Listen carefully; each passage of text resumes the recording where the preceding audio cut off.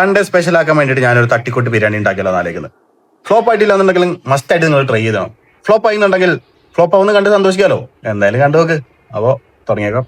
അത് നമ്മൾ ചിക്കൻ എടുക്കുന്നു. ചിക്കനിൽ ബേസിക് മസാല ഒക്കെ ചേർത്തിട്ട് നമ്മൾ റെസ്റ്റ് ചെയ്യാൻ വെക്കുന്നു. അതിന് ശേഷം നമ്മൾ ബിരിയാണി അരി നമ്മൾ വെള്ളത്തിൽ സോക്ക് ചെയ്യാൻ വെക്കുന്നു. ഇത് രണ്ടും 30 മിനിറ്റ്സോളം വെക്കുക.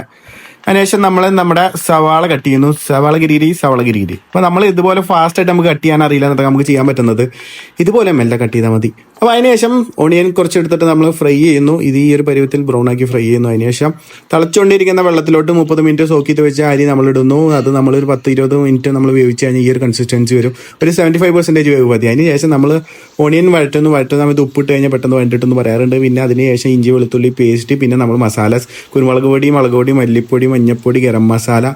അതിനുശേഷം മസാലകളുടെ ഒക്കെ പച്ചമണം പോയതിനു ശേഷം നമ്മൾ ചിക്കൻ ഇട്ട് കൊടുക്കുന്നു. അത് നന്നായി മിക്സ് ചെയ്തതിനു ശേഷം അതിലോട്ട് കുറച്ച് വെള്ളം ഒഴിച്ചിട്ട് നമ്മൾ വേവിക്കുന്നു. വെന്ത് ഏകദേശം ഒരു പരിവായി കഴിഞ്ഞാൽ നമ്മൾ അതിൻ്റെ മുകളിലോട്ട് ദം ചെയ്യുന്നു. റൈസ് ഇടുന്നു. റൈസിൻ്റെ മുകളിലോട്ട് നമ്മൾ ഓണിയൻസും അതേപോലെ കുറച്ച് നെയ്യ് ഒഴിച്ചു കൊടുക്കുന്നു.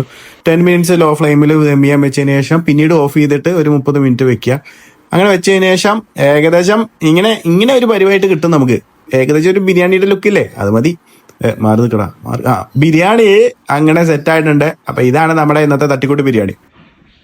ബിരിയാണിയുടെ റിവ്യൂ പറയുകയാണെങ്കിൽ ഇത് ബിരിയാണി ആണെന്ന് വിചാരിച്ച് കഴിക്കുമ്പോൾ ചിലപ്പോൾ നിങ്ങൾക്ക് തൃപ്തി ആവണമെന്നില്ല. നമ്മൾ പുതിയൊരു ടൈപ്പ് ഡിഷാന്ന് വിചാരിച്ചാൽ മതി. ബിരിയാണി പോലത്തെ ഒരു ഡിഷ് എന്ന് വിചാരിച്ച് കഴിക്കുമ്പോൾ സെറ്റാണ്. കുറച്ച് ഉപ്പ് കുറവുണ്ടായിരുന്നു. ബാക്കി നോക്കുമ്പോൾ അടിപൊളിയാണ്. ട്രൈ നോക്കാം. ശരി, അപ്പോൾ ബൈ.